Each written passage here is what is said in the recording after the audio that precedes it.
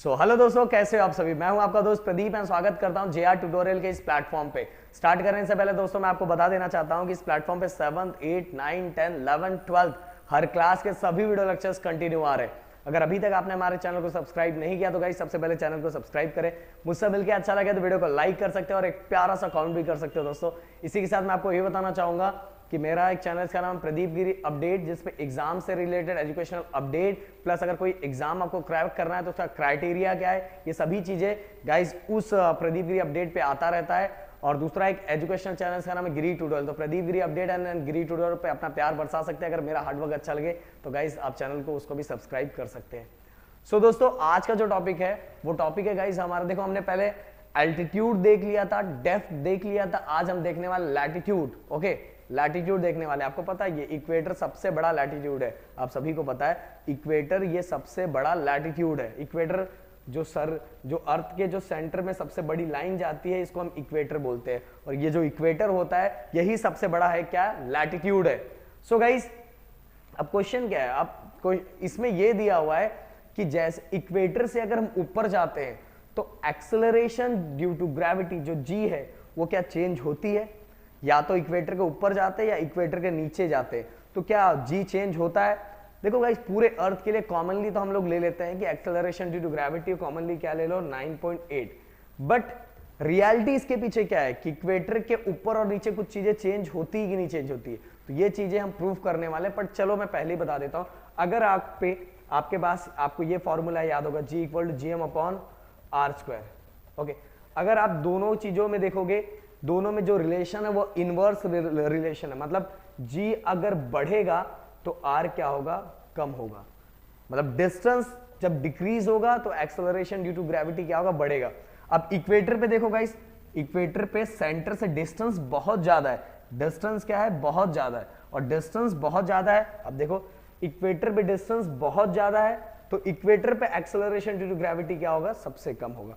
अब जैसे जैसे हम पोल्स की तरफ बढ़ते जाएंगे, पोल्स की तरफ जाएंगे, अगर पोल्स की तरफ हम जैसे जा रहे हैं तो पोल्स पे अगर सेंटर से देखो तो डिस्टेंस क्या है, डिस्टेंस बहुत कम है, तो एक्सेलरेशन ड्यू टू ग्रेविटी क्या हो जाएगा, बहुत ज्यादा बढ़ जाएगा। तो कहने का मतलब इक्वेटर से जैसे से हम ऊपर बढ़ते जाते हैं, ये रिलेशन बस याद रखो, ये वाला, तो अगर ये बढ़ेगा तो ये कम होगा।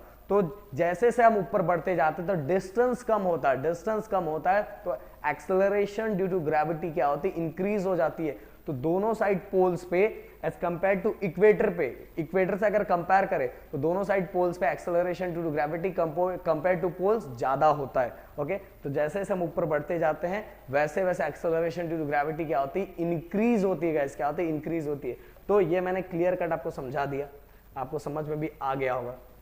और एक चीज, बट गाइस अगर हमें अब ऐसा एक एग्जांपल दिया हुआ है कि मान लो इस पॉइंट पे हम हैं, ये वाले पॉइंट पे, अब अर्थ के हम इस पॉइंट पे हैं, अब इस पॉइंट पे है तो समझ लो उस पॉइंट पे वो पार्टिकल उस पॉइंट पे ऐसे गोल गोल घूम रहा है उस पॉइंट पे, तो उस पॉइंट पे एक्सेलरेशन ड्यू टू ग्रेविटी क्या होगा, इस पॉइंट पे एक्सेलरेशन ड्यू टू ग्रेविटी क्या होगा। अब इसके अंदर क्या क्या दिया हुआ है, इस पॉइंट पे हमने समझ लिया, इस पॉइंट पे तो ये पार्टिकल इसी पॉइंट पे ऐसे से घूम के एक सर्कल बना रहा है। देखो अब समझ लो, मैं ये पॉइंट हूं और ये पॉइंट पे मैं ऐसे गोल गोल घूम रहा हूं, मैं गोल गोल ऐसे घूम रहा हूं, और इसी जगह घूम के मैं क्या बना रहा हूं, एक सर्कल बना रहा हूं। तो वो जो सर्कल का जो रेडियस होगा वो क्या होगा, स्मॉल r, और जो ये देखो ये पॉइंट से ये जो मतलब अर्थ का जो रेडियस होता है वो अर्थ का रेडियस क्या होता है, कैपिटल R, और इसके बीच में जो एंगल बन रहा है उसको हम बोलेंगे पाई।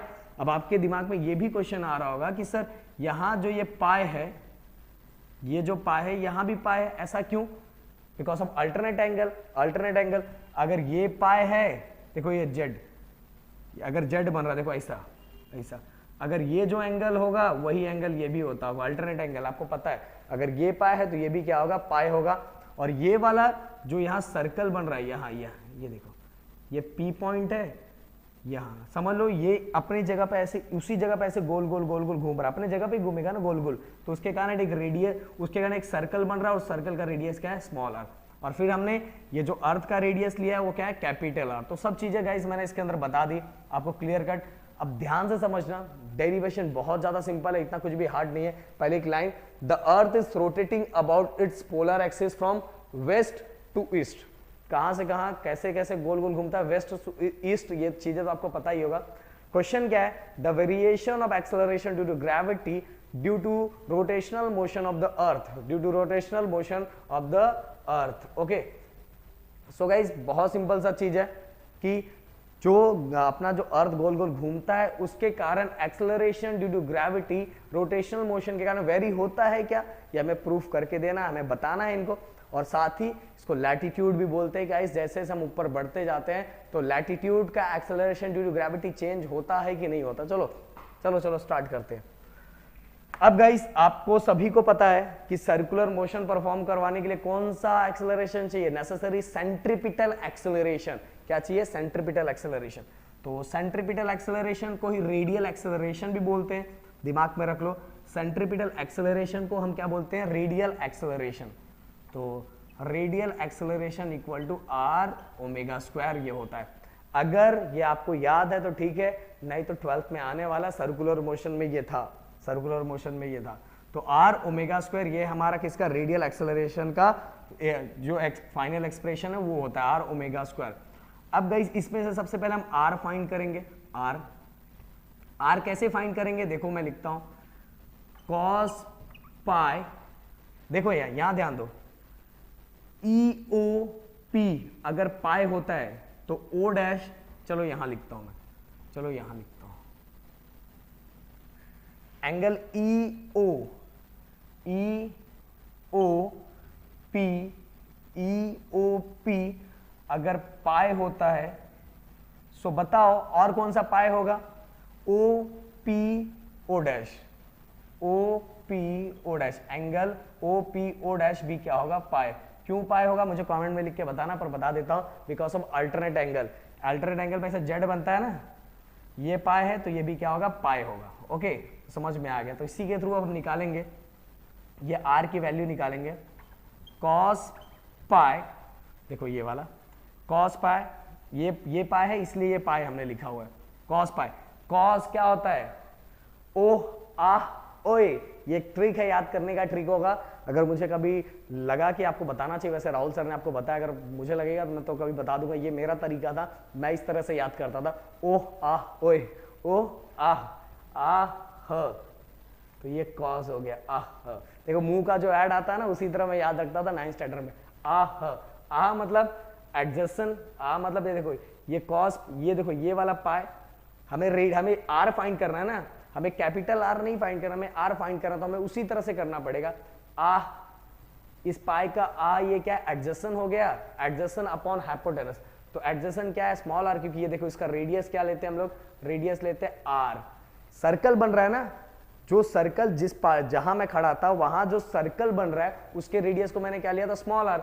सो कॉस पाई क्या होता है, एडजस्टन अपॉन हाइपोटेनस। तो एडजस्टन ये है इस कॉस पाई का, ये देखो ये एंगल फॉर्म यहां बना देता हूं, ऐसा ऐसा, ये पाई है, इसका एडजस्टन ये है और हाइपोटेनस है। हाइपोटेनस हमेशा 90 के सामने रहता है ना, तो देखो ये क्या हो जाएगा, adjacent upon hypotenuse, adjacent upon hypotenuse.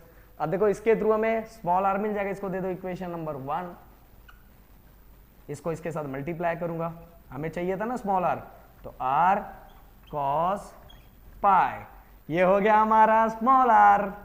तो ये हो गया, हम दे देते इक्वेशन नंबर 2।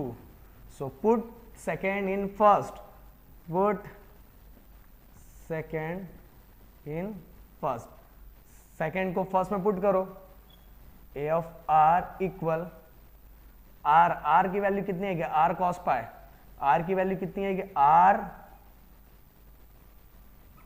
Cos pi. देखो ध्यान से देखना, आर की वैल्यू कितनी है, आर कॉस पाई, आर की वैल्यू, और आगे क्या है हमारा, ओमेगा स्क्वायर। सो गाइस ये हो गया हमारा रेडियल एक्सेलरेशन में मिल गया। इसको ऐसा हम ब्रैकेट बना देते हैं, ऐसा ऐसा ऐसा हमने ब्रैकेट बना दिया, ये हो गया हमारा थर्ड। तो गाइस रेडियल एक्सेलरेशन मिल गया। आपको पता है सर्कुलर मोशन के लिए सेंट्रीपिटल रेडियल एक्सेलरेशन के साथ इसको बैलेंस करने के लिए सेंट्रीफ्यूगल फोर्स भी, सेंट्रीफ्यूगल एक्सेलरेशन, सेंट्रीफ्यूगल फोर्स भी चाहिए रहता था। तो वो क्या है हमारे लिए, ये centrifugal acceleration, a equal to a r cos phi. अब ए आर की वैल्यू तो गाइस अपने पास ऑलरेडी है, वो है हमारे पास आर, देखो ध्यान से, r cos phi phi omega square, ध्यान से एकदम, हाँ, ए आर की वैल्यू क्या है, R cos pi omega square, और आगे वाला ये कॉस पाई। ये हमें कहां से पता चला, फ्रॉम थर्ड, दिख रहा है कि नहीं दिख रहा है, दिख रहा है। देन इसके बाद देखो गाइस, आर हमने ऐसे लिख दिया, ओमेगा स्क्वायर को आगे लिख देते हैं, कॉस पाई कॉस स्क्वायर पाई हो जाएगा, ओके, कॉस स्क्वायर पाई। ये हो गया हमारा एक्सेलरेशन, ओके। अब गाइस हमें न्यू क्या फाइंड करना है, new acceleration due to gravity find करना है ना। पूरा तो जी होता है, पूरा क्या होता है, जी होता है, पूरा कंप्लीट क्या होता है, जी होता है, कंप्लीट क्या होता है, जी होता है। और जो नया हमें मिला वो क्या, हमारा एक्सेलरेशन ड्यू ग्रेविटी, वो हमारा क्या, एक्सेलरेशन ड्यू टू ग्रेविटी। तो हम क्या करेंगे, जी में से जब हम एक्सेलरेशन को माइनस करेंगे, एक्सेलरेशन को क्या माइनस करेंगे, तो हमें मिलेगा new acceleration due to gravity. तो ये होगा जी माइनस कितना है, ये हमारा R omega square cos square pi. So guys मेरे ख्याल से आपको क्लियरली समझ में आ गया होगा। सो गाइस ये है हमारा new acceleration due to gravity, ये हमारा new acceleration due to gravity at certain point P. P पे अगर हम ये फाइंड करेंगे तो हमें मिल जाएगा g of dash equal to g minus r omega square cos square pi, हमें उसकी वैल्यू मिल जाएगी गाइस। समझ में आया?